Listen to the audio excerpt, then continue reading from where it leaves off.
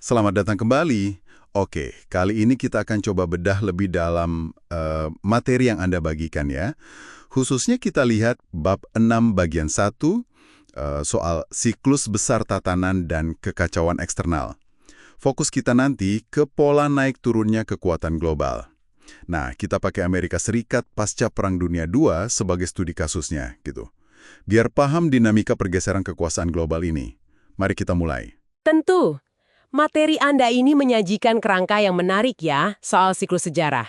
Memahami siklus tatanan dan kekacauan eksternal ini penting banget biar kita bisa lihat gambaran besarnya. Jadi nggak cuma soal berita harian aja, tapi gimana hubungan antar negara itu ya terbentuk dan berubah. Oke, sip. Kita mulai dari pasca Perang Dunia II ya. Materi Anda kan cerita posisi AS waktu itu. Wah, dominan sekali. Bayangin aja pegang sekitar 50% produksi ekonomi global, terus 2/3 cadangan emas dunia. Gila kan? Ini jelas kasih AS kekuatan besar buat membentuk ulang tatanan dunia. Puncaknya yaitu perjanjian Bretton Woods 1944, dolarnya jadi mata uang cadangan utama, dipatok ke emas, $35 per ons. Iya, itu posisi yang istimewa dan kuat sekali punya mata uang cadangan dunia itu kayak punya apa ya? Semacam tuas kendali ekonomi dan politik global gitu. Tapi, nah seperti yang disorot analisis Anda juga, sejarah kan nunjukin pola yang jelas ya. Semua mata uang cadangan itu ya ujung-ujungnya tergantikan, dan proses gantinya itu seringkali penuh gejolak buat negara yang kehilangan status itu. AS sendiri kan mewarisi peran ini dari Imperium Inggris yang mulai turun. Ini contoh klasik siklus eksternal ini. Itu membawa kita ke titik balik yang krusial banget di tahun 1971. Di sumber Anda dijelaskan itu, Presiden Nixon waktu itu secara sepihak mutusin hubungan dolar dari emas. Pemicunya, ya jelas pengeluaran AS bengkak banget buat perang, program sosial, jadi klaim dolar di luar negeri itu jauh lebih banyak dari emas yang mereka punya. Akhirnya ya, sistem Bretton Woods runtuh. Ini pergeseran fundamental dalam tatanan eksternal. Konsekuensinya menarik nih, seperti diurai di materi Anda. Dunia jadi pindah ke sistem uang fiat murni. Artinya, ya nilai mata uang udah nggak disandarin ke emas lagi, tapi lebih ke kepercayaan sama kebijakan pemerintah kan. Ini sempat bikin inflasi tinggi ya di tahun 70-an. Tapi di sisi lain, ini kayaknya ngasih AS fleksibilitas baru bukan? Betul, kemampuan buat nyetak uang sendiri itu ngasih AS alat untuk kelola krisis utangnya. Ini poin penting yang ditekankan di materi Anda soal gimana cara navigasi krisis finansial. Dan ini nyambung banget sama yang namanya siklus utang jangka panjang.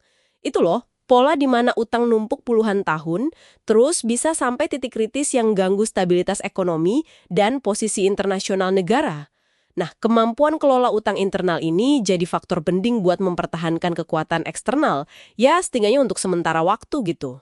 Oke, terus materi Anda bawa kita ke tantangan sekarang nih. AS hadapi kebangkitan kekuatan baru, terutama Tiongkok, ya. Disebut juga, meskipun militer AS masih paling kuat sedunia, dominasinya sekarang mulai ditantang secara regional. Nah, ini gimana kaitannya sama pola siklus yang lebih besar tadi? Wah, ini konsisten sekali, cocok banget sama pola siklus besar yang dijelaskan analisis Anda. Kekuatan dominan itu seringkali kejebak dalam, apa ya, semacam dilema gitu. Biaya buat mempertahankan imperium lawan pendapatan. Terus masalah ekonomi di dalam negeri yang numpuk. Ditambah lagi muncul rival baru yang lebih pede nantang status quo. Materi Anda kan menempatkan AS di fase akhir siklus utang jangka panjang ya. Tingkat utangnya tinggi banget. Ditambah lagi imbal hasil real obligasi AS itu negatif. Artinya, kalau dihitung sama inflasi, investor malah rugi daya beli kalau pegang utang AS. Nah, ini jelas bisa bikin dolar kurang menarik sebagai cadangan. Dan ya, bikin rentan. Dan hubungan utang piutang yang agak canggung ya antara AS dan Tiongkok ini, itu bikin tambah rumit lagi kan, terutama di tengah persaingan mereka yang makin panas. Tepat sekali. Hubungan ekonomi yang saling terkait tapi penuh ketegangan politik ini jadi ciri khas periode transisi kekuasaan. Persis seperti yang digambarkan dalam siklus sejarah di materi Anda. Jadi, kesimpulan utamanya apa nih yang bisa kita tarik dari penelusuran materi ini?